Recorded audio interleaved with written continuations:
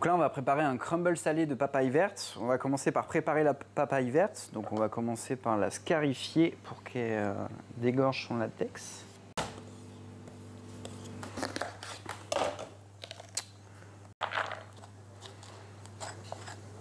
Moi, ce que je fais pour la papaye verte, c'est que je la coupe d'abord en lamelles.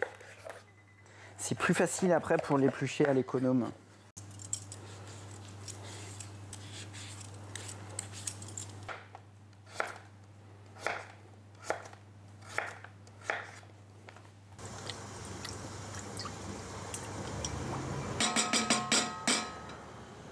On rajoute de la farine une fois que l'huile elle est fondue.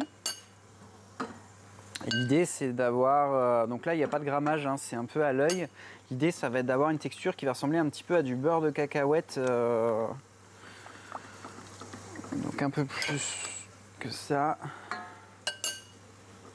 Donc là dans la casserole on a uniquement de l'huile de coco et de la farine de blé, ce qui donne un petit peu cette couleur marron là. Donc là on voit bien, on commence à avoir cette texture un petit peu beurre de cacahuète.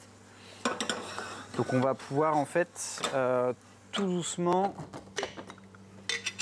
rajouter le liquide qui va nous donner la texture. Donc nous ça va être du lait de coco là. On en met petit à petit. L'idée c'est de mélanger en continu.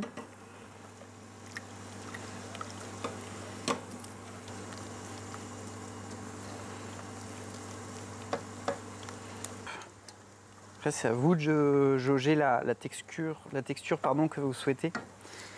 Après, c'est à vous de jauger la texture que vous souhaitez en fonction de la quantité de légumes que vous allez avoir à arroser de béchamel.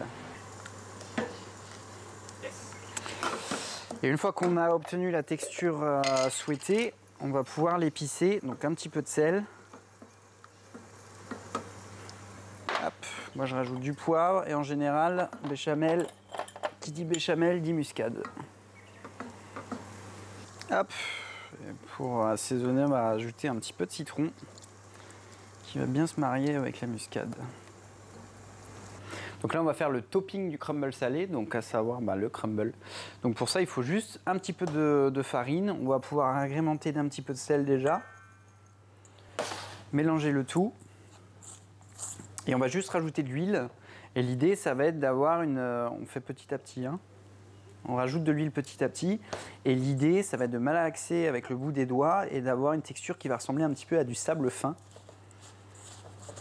Il faut vraiment y aller petit à petit parce que l'huile s'imprègne vite. Si ça fait des gros agglomérats, on peut les casser mais c'est pas trop grave non plus. La papaye a cuit à la vapeur, donc là elle est encore un petit peu croquante. C'est bien, faut pas qu'elle soit totalement molle parce qu'après on va rajouter la béchamel. Elle va recuire dans le four et donc sinon on va se retrouver avec une purée. On peut mettre la béchamel bien généreusement sur la papaye. C'est ça qui va donner le goût parce que la papaye c'est quand même assez neutre.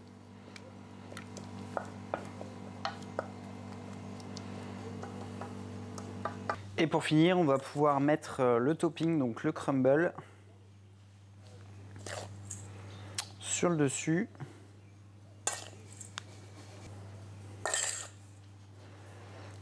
On va mettre le crumble au four, thermostat à 200 une vingtaine de minutes.